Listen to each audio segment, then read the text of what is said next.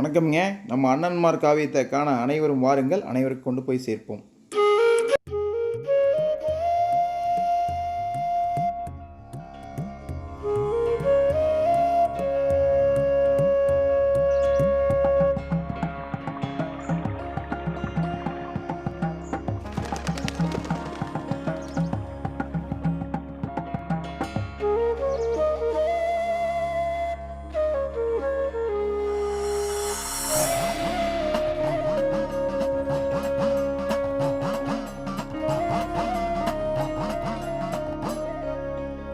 வாருங்கள், அனைவரும் அமருங்கள். காராள குடும்பத்தை பற்றிய கதையை சொல்லப் போகிறேன். இது உங்களுடைய காலத்திலோ என்னுடைய காலத்திலோ நடந்தது அல்ல. இந்த கதை சோழ மன்னர் காலத்தில் தென்னிந்தியாவில் நடந்தது. என் திருமணம் ரொம்ப சிறப்பா நடந்தது. என் கணவர் எனக்கு நெருங்கிய சொந்தம்னு கேள்விப்பட்டதும் நான் ரொம்ப சந்தோஷப்பட்டேன். அவர் அழகானவர் மட்டும் இல்ல, கடின உழைப்பாளி. பகவான் மகாவிஷ்ணுவே நேர்ல வந்து எங்களை ஆசீர்வாதம் பண்ணி எங்க திருமணத்தை நடத்தி வச்சாரு. ஆனா நாங்க இப்ப ரொம்ப பிரச்சனையில இருக்கோம். என் கணவரோட பங்காளிங்க அவர் சின்ன பையனா இருக்கும்போது அவரை ஏமாத்தி அவரோட நிலத்தை அபகரிச்சுட்டாங்க. அதோட அவர் இருந்த அரண்மனையும் இடிச்சு தள்ளிட்டாங்க. இப்ப நாங்க இந்த சின்ன குடிசையில தான் வாழ்ந்துட்டு வரோம். எங்களுக்கு இப்ப கிடைச்சிருக்கிற இந்த சின்ன நிலத்துல விளைச்சல் பெருகி எங்களுக்கு சிறப்பான வாழ்க்கை அமையும்னு நம்புறேன்.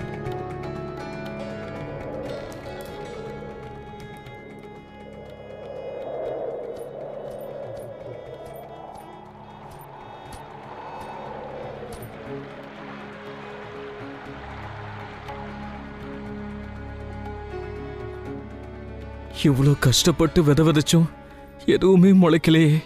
ஒரு விதை முளை விட்டுருக்கிறது கூட என்னால பார்க்க முடியலையே. ஏன் இப்படிலாம் நடக்குது?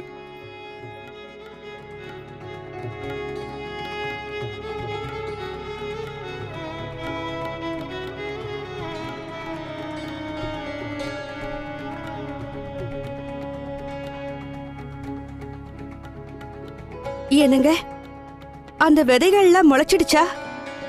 என்னத்த சொல்லுவேன், ஒரு விதை கூட முளைக்கல. இது முளைக்க ஏன் இவ்வளோ காலம் பிடிக்குதுன்னு தெரியல. இப்படியே 4 வாரம் சென்றது. தம்பதிகள் இருவரும் பொறுமையாக காத்திருந்தனர். பிறகு புதிய பயிர்கள் முளைக்கத் தொடங்கியது.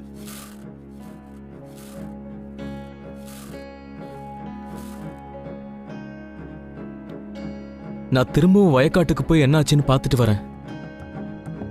நிச்சயம் இப்ப ஏதாவது ஒரு சோளமாவது முளைச்சிருக்கும்னு நம்புறேன். நானும் உங்க கூட வரேங்க. விளைஞ்சிருக்கிற அந்த முதல் பயிரை என் கண்ணால பார்க்கணும்னு ஆசைப்படுறேன்.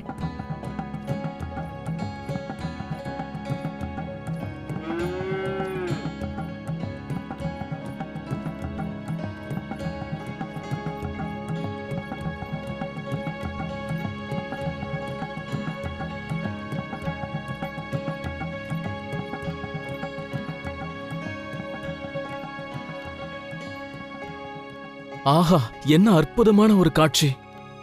இந்த தடவை நமக்கு நிச்சயம் ஒரு நல்ல அறுவடை கிடைக்க போகுது. ஆமாங்க, அணியப்போர் கவுண்டர்கள் சரியாதான் சொன்னாங்க.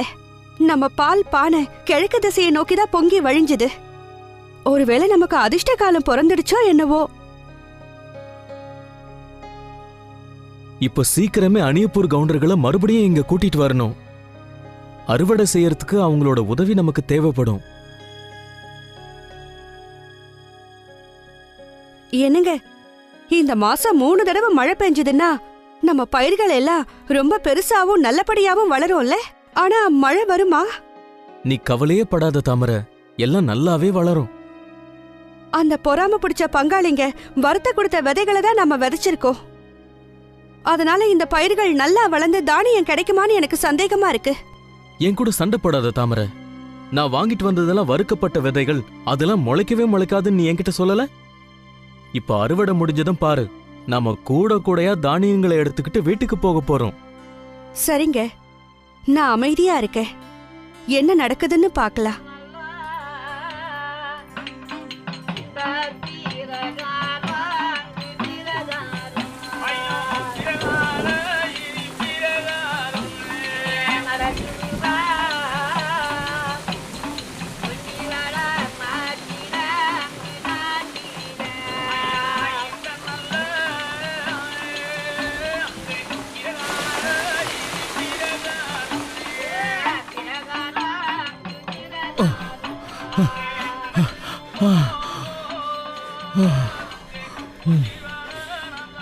ஏய் பொண்ணப்பா, என்னாச்சு உனக்கு? இப்படி மூச்சரிக்க ஓடி வர? நாம குன்னுடையானுக்கு சின்னதா ஒரு கட்டாந்தர நிலத்தை தானே கொடுத்தோம். விதைகள் எல்லாம் முளைக்க கூடாதுன்னு அத நல்லா வறுத்து தானே கொடுத்தோம். சரி இருக்கட்டும், ஆனா என்ன நடந்துச்சு? அந்த விதைகள்லாம் பிரமாதமா முளைச்சிருக்கு. கணவனும் மனைவியும் வயக்காட்டுக்குள்ள சந்தோஷமா நடந்து போறத நானே பார்த்தேன். நீ அந்த விதைகளை வறுத்து தானே கொடுத்த? என்ன சொல்ற? அந்த விதைகள் எல்லாம் முளைக்கிறதுக்கு வாய்ப்பே இல்ல. என் மனைவி அதை நல்லா தான் வறுத்து கொடுத்தா. சரி, நமக்குள்ள சண்டை வேண்டாம், வேற ஏதாவது நம்ம யோசிப்போம். நம்மளோட மாடுகளை ஓட்டிட்டு போய் அவனோட வயக்காட்டுக்குள்ள விட்டுருவோம். சாட்டையால 4 அடி அடிச்சா மாடுகள்லாம் மிரண்டு போய் பயிருங்களை நாசம் பண்ணிடும். இது கூட நல்ல யோசனை தான். இப்பவே மாட்டு மந்தைகளை அங்க ஓட்டிட்டு போவோம். சரி, அப்படின்னா நாம விடியறதுக்கு முன்னாடி போயிடுவோம். அப்பதான் இந்த விஷயம் யாருக்குமே தெரிய வராது. வேலையும் முடிஞ்சிரும்.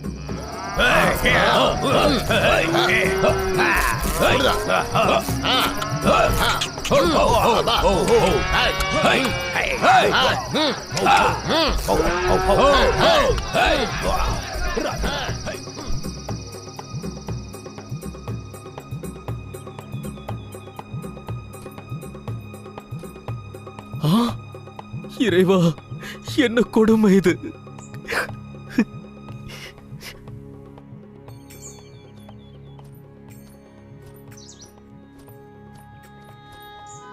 என் தந்தையார் காலத்துலதான் இந்த மாதிரி கொடுமையான செயல்கள்லாம் இங்க நடந்தது.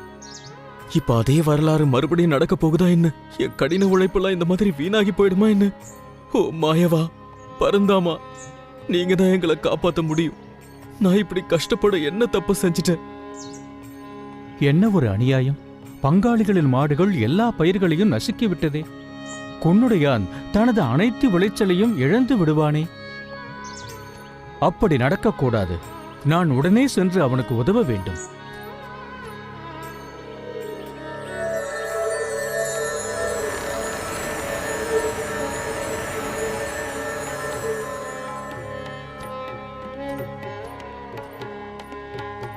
தாமரை, தாமரை, ஏன் இப்படி மூச்சரிக்க ஓடி வரீங்க? நம்ம சோள பயிரெல்லாம் பூவிட ஆரம்பிச்சிடுச்சா என்ன? எல்லா குருத்துகள்லயும் கொஞ்சம் கொஞ்சம் பூடுகள் தெரிய ஆரம்பிச்சிருச்சு. இதுல ஆச்சரியமான விஷயம் என்னன்னா, நேத்து ராத்திரி ஏதோ யானை கூட்டம் வந்து பயிர்கள் எல்லாம் மிதிச்சிட்டு போயிருக்கு. எல்லா பயிர்களும் கீழே சாஞ்சி மடங்கி நசுங்கி போயிடுச்சு. என்ன சொல்றீங்க? இது ரொம்ப கொடுமையா இருக்கே. வாங்க நம்ம 2 பேரும் சேர்ந்து போய் அங்க என்னாச்சுன்னு பார்க்கலாம். வா, நம்ம 2 பேரும் மறுபடியும் அங்க போலாம். என்னோட கடின உழைப்பெல்லாம் மறுபடியும் வீணாகி போயிடுமோன்னு பயமா இருக்கு. வயக்காட்டுல பயிர்கள் எல்லாம் அலங்கோலமா இருக்கு.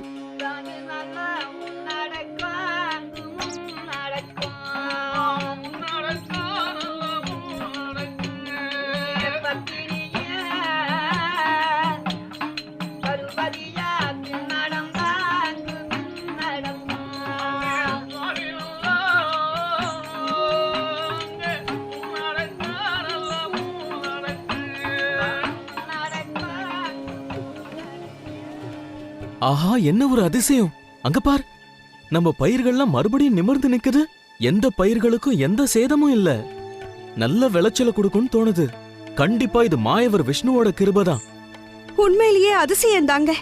நம்ம பகவான் விஷ்ணுவுக்கு நன்றி சொல்லணும். அந்த இறைவன் நம்மள ஒருபோதும் கைவிட மாட்டாரு.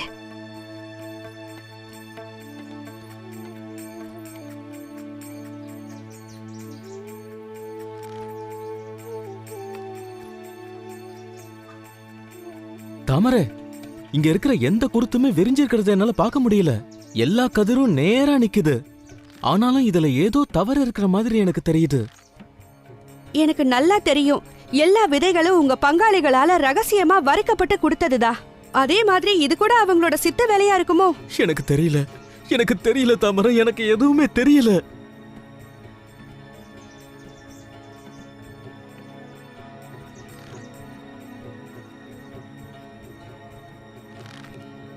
ஓ, என்ன அதிசயம்! இறைவா, என்னங்க, சீக்கிரமா இங்க வாங்க. வந்து இந்த அதிசயத்தை பாருங்க. என்ன என்ன சொன்ன? பாருங்க, மிகப்பெரிய அதிசயம் நடந்திருக்கு. சீக்கிரமா வந்து பாருங்க. பாத்தீங்களா? இத பாத்தீங்களா? நவரத்தினங்களும் இதுல இருக்கு பாருங்க. இதுல பவழம், வைரம், வைடூரியம், நவரத்தினங்களும் இதுல இருக்கு. இதுல பச்சை முத்துக்கள்லாம் கூட இருக்கு பாருங்க. தாமரை, இந்த சோள விதைகள்லாம் முளைக்கவே முளைக்காதுன்னு சொன்னல, இதுல எந்த தானியமும் கிடைக்காதுன்னு வேற சொன்னேன். அனாவசியமா என் பங்காளிங்களை வேற குறை சொன்னேன். இப்ப பாரு இந்த பயிர்களை. இந்த பயிர்கள் நமக்காக முத்து, பவழம், வைரம்னு நவரத்னங்களையும் நமக்கு கொடுத்திருக்கு. இது நிச்சயமா அந்த மகாவிஷ்ணுவோட கருணை தாங்க. இது எல்லாத்துக்குமே அவர்தான் காரணம். அவரோட கருணையால தான் இந்த அதிசயமே நடந்திருக்குங்க. விலை மதிக்க முடியாத இந்த நவரத்னங்களை எப்படி அறுவடை செய்ய போறோம்? இத பாருங்க, இந்த வேலைய கூலி ஆட்கள் கிட்ட கொடுத்தா நமக்கு கிடைச்சிருக்கிற இந்த அதிர்ஷ்டம் இந்த உலகத்துக்கே தெரிஞ்சிடும். மறுபடியும் அந்த பொறாம பிடிச்ச பங்காளிங்க அவங்க வேலையை காட்ட ஆரம்பிச்சிருவாங்க. நமக்கு கிடைச்சிருக்கிற இந்த செல்வங்களை அவங்க திருடிட்டு கூட போயிடுவாங்க. நான் இப்பவே அந்நியப்பூர் போய் அங்கிருந்து சில வேலையாட்களை கூட்டிட்டு வரேன். அவங்க சோளத்தட்டையை மட்டும் அறுத்தா போதும், கதிர்களை அறுக்க வேண்டாம், அதை நாங்க பாத்துக்கிறோம்னு சொல்லிடுவோம். அப்பதான் எந்த பிரச்சனையும் இல்லாம இந்த வேலையை சுலபமா முடிச்சிடலாம். அதுக்கப்புறம் நாமளே கதிரை பிரிச்சு இதுல உள்ள நவரத்தினங்களையும் எடுத்துக்கலாங்க. இது நல்ல யோசனை தான் தாமரை. என் மனசு இப்பதான் ரொம்ப சந்தோஷமா இருக்கு. இப்பவே நான் அந்நியப்பூர் போய் ஆட்களை கூட்டிட்டு வந்துடுறேன்.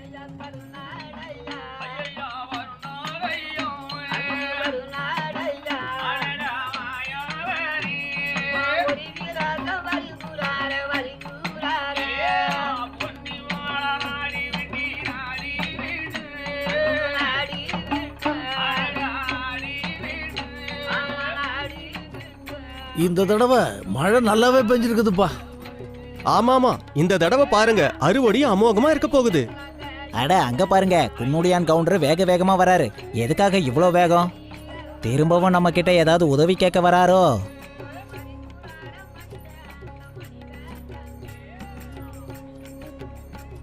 குன்னுடையா, சோளக்காட்டுல விளைச்சல் எப்படி?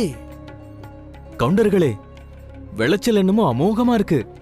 வர திங்கக்கிழமை அன்னைக்கு சோளத்தட்டையை அறுக்கிறதுக்கு நீங்கள்லாம் எனக்கு உதவி செய்யணும். நல்லதுப்பா, நாங்க நிச்சயம் உதவி செய்யறோம். நல்ல மழை பெஞ்சதுனால பெரிய அளவுல அறுவடையை எதிர்பார்க்கிறேன். நீங்க அறுவடைக்கு வரும்போது பெரிய பெரிய கத்தி, காலி கூடைகள் எல்லாம் வண்டியில போட்டு எடுத்துட்டு வாங்க. கவலையே படாத, அடுத்த திங்கக்கிழமை என் ஆட்களோட நாங்க வந்துடுறேன்.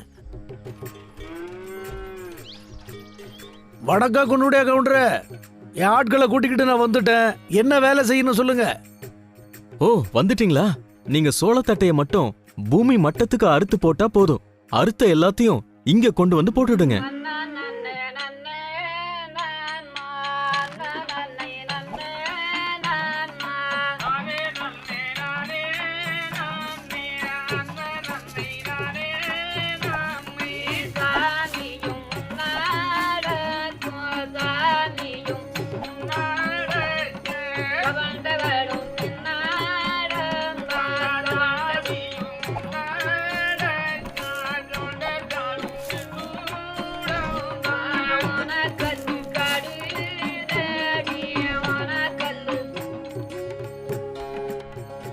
எல்லா வேலையும் முடிச்சு விட்டோம்.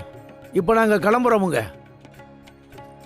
குன்னுடையான் கவுண்டரே, வேலை முடிஞ்சதும் எங்க கூடையையும் வண்டி மாட்டையும் அனுப்பிடுங்க. கவலையே படாதீங்க, உங்க பொருட்கள் அனைத்தையும் கூலியோட சேர்த்து கொடுக்கறேன். உங்களுக்கு கூலியா 6 வள்ளம் சோளத்தை அனுப்புறேன்.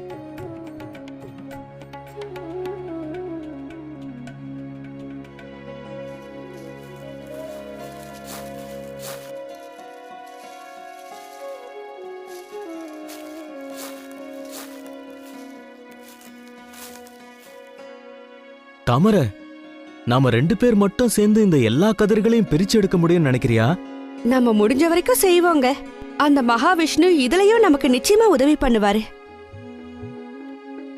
ஓ இறைவா, விண்ணையும் பூமியையும் படைத்தவனே, அநாத ரட்சகனே,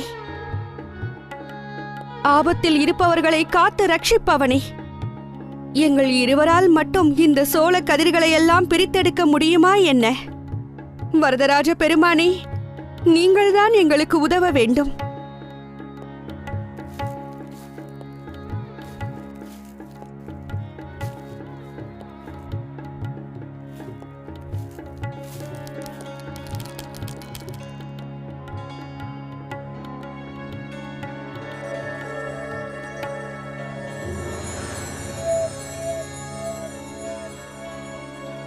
பாத்தீங்களா, சீக்கிரமாவே இந்த வேலையை முடிச்சிட்டோம். நிச்சயம் அந்த மகாவிஷ்ணு தான் நமக்கு உதவி பண்ணிருக்காரு. நமக்கு கிடைச்சிருக்கிற இந்த செல்வத்தை எல்லாம் நாம அளந்து பார்க்கணும். எவ்வளவு அறுவடை கிடைச்சிருக்குன்னு பார்க்கணும். 1 வள்ளம், 2 வள்ளம், 3 வள்ளம், 4, 5, 6, 7, 8, 9 வள்ளம். தங்களுக்கு கிடைத்த இந்த புதிய செல்வத்திலிருந்து இந்த தம்பதிகள் ஏழைகளுக்கு ஏதாவது கொடுப்பார்களா, இல்லை கஞ்சத்தனமாக இருப்பார்களா? இப்போதே சோதித்து பார்த்து விடுகிறேன்.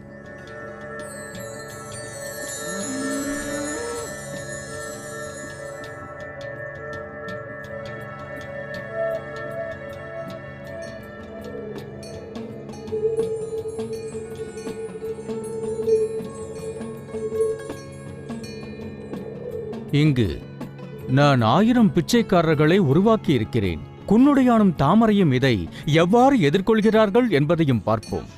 சம்போ மகாதேவா,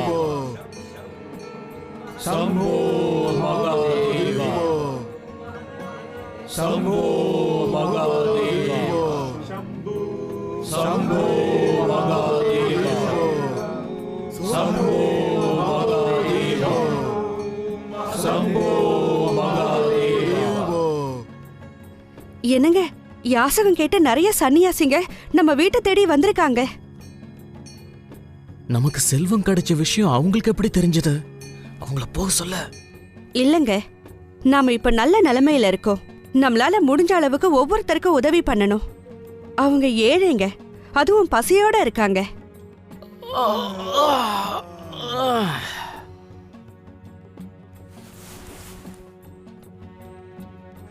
சம்போ மகாதேவா, சம்போ மகாதேவா.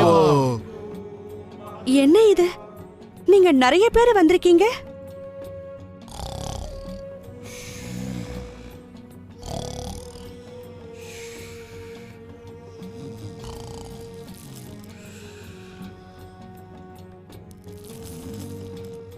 தாமரை வேறு எந்த சிந்தனையும் இல்லாமல் தொடர்ந்து தர்மம் செய்து கொண்டே இருக்கின்றாள்.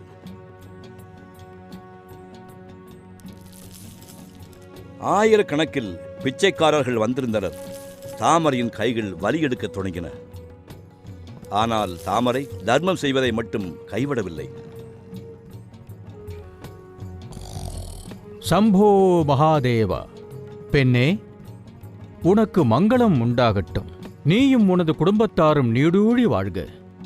சம்போ மகாதேவா, சம்போ மகாதேவா, சம்போ மகாதேவா, சம்போ மகாதேவா. கடைசியில் தாமரை பகவான் மகாவிஷ்ணு தன்னுடன் திருவிளையாடல் புரிந்ததை அறிந்து கொள்கிறாள். தாமரை, நீ என்ன முட்டாளா? நமக்கு கிடைச்சிருக்கிற இந்த செல்வங்களை எல்லாம் நீண்ட காலத்துக்கு சேமிச்சு வைக்கலாம்னு நினைச்சேன். நீ என்ன வேலை பண்ணிருக்க? கவலைப்படாதீங்க, இது வரைக்கும் நம்மள காத்துட்டு வந்தது அந்த மகாவிஷ்ணு தானே. நமக்கு மறுபடியும் ஏதாவது கஷ்டம் வந்தா நிச்சயமா நம்மள காப்பாத்துவாரு. கஷ்டப்படுறவங்களுக்கு உதவி பண்றதுதான் வாழ்க்கையிலேயே பெரிய காரியங்க. அது ஒரு பெரிய கடமையா நாம நினைக்கணும். சரி, இப்பவே நாம செல்லாத்தா கோயிலுக்கு போய் அங்க பூஜையை செய்வோம். பூஜை முடிஞ்சதும் நான் சோழ மன்னரை பார்க்கறதுக்காக சோழ தேசம் போயிட்டு வரேன். நல்லதே நடக்கும்னு நம்புவோம்.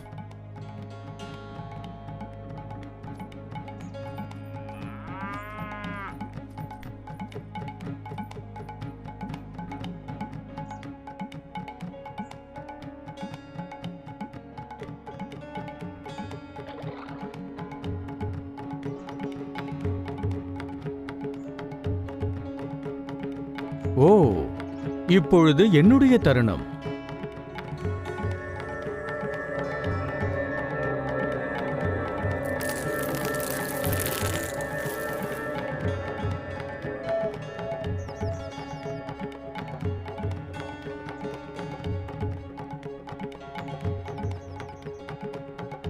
தாமரை, இப்ப நீ வீட்டுக்கு போ.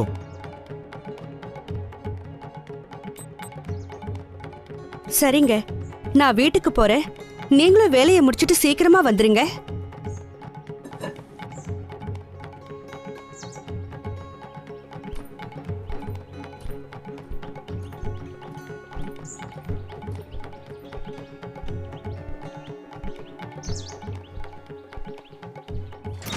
ம், என்ன இது? கதவை திறக்கவே முடியல. எவ்வளவு அழுத்தமா தள்ளினாலும் கதவை திறக்கவே மாட்டேங்குதே. இப்ப நான் என்ன செய்யறது? அவரும் சோழ மன்னரை பாக்கிறதுக்காக கிளம்பி போயிட்டாரு. எனக்கு இங்க உதவி பண்றதுக்கு கூட யாரும் இல்லையே.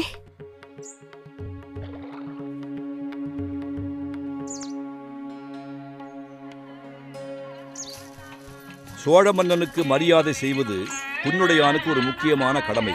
அதனால் புன்னுடையான் தன்னுடன் ஒரு பானை தயிரை காணிக்கையாக எடுத்துச் செல்கின்றான்.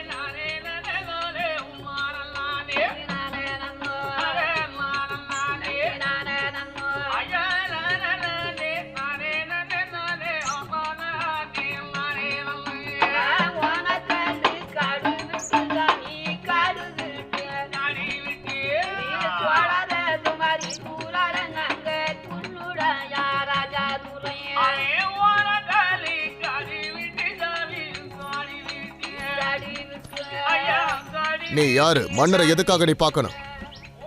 நான் உங்க மன்னரோட சிறந்த விவசாயி. பொன்னிவள நாட்டுல இருந்து வரேன். காவேரி ஆறு பாயிர தெற்கு கரையில எங்க ஊர் இருக்குது. அங்க இருந்து நான் வரேன். உங்க மன்னர் எனக்கு செஞ்ச உதவிக்காக அவரை பார்த்து நன்றி சொல்லி இந்த தயிரை கொடுக்கலான்னு வந்தேன்.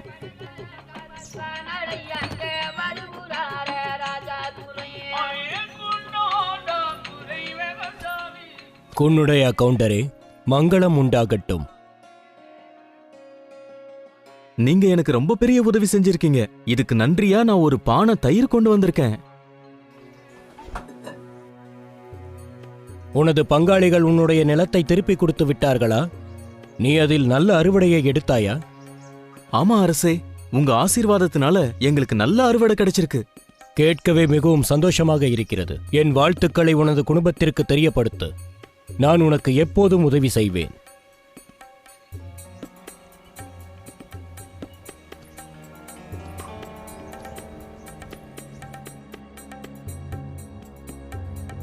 தாமரை, தாமரை, தாமரை எழுந்துரு. என்னாச்சு? நீயே இங்க உட்கார்ந்திருக்க? வந்துட்டீங்களா? நான் எவ்வளவோ முயற்சி பண்ணி பார்த்தோம், கதவு திறக்கவே மாட்டேங்குதுங்க. இப்படி வெளியே மாட்டிக்கிட்டோமே. பொறு, நான் திறக்க பாக்குறேன்.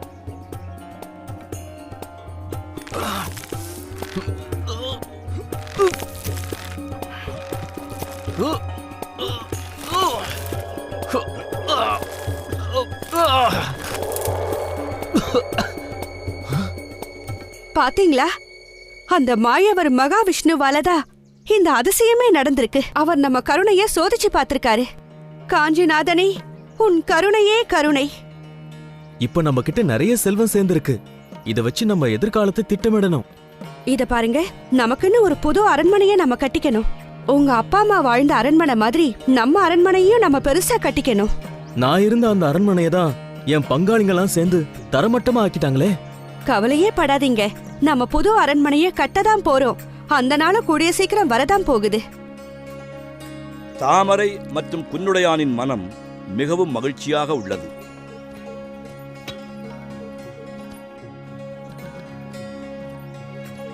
இது கதையின் ஒரு பகுதிதான். ஆனால் இதுவே முடிவல்ல. குன்னுடையானுக்கு ஒரு சிறிய மணிமகுடம் சூட்டப்பட போகின்றது. பொன்னிவள நாட்டு பகுதியின் அரசர் என்பதற்கான அடையாளம்தான் இது.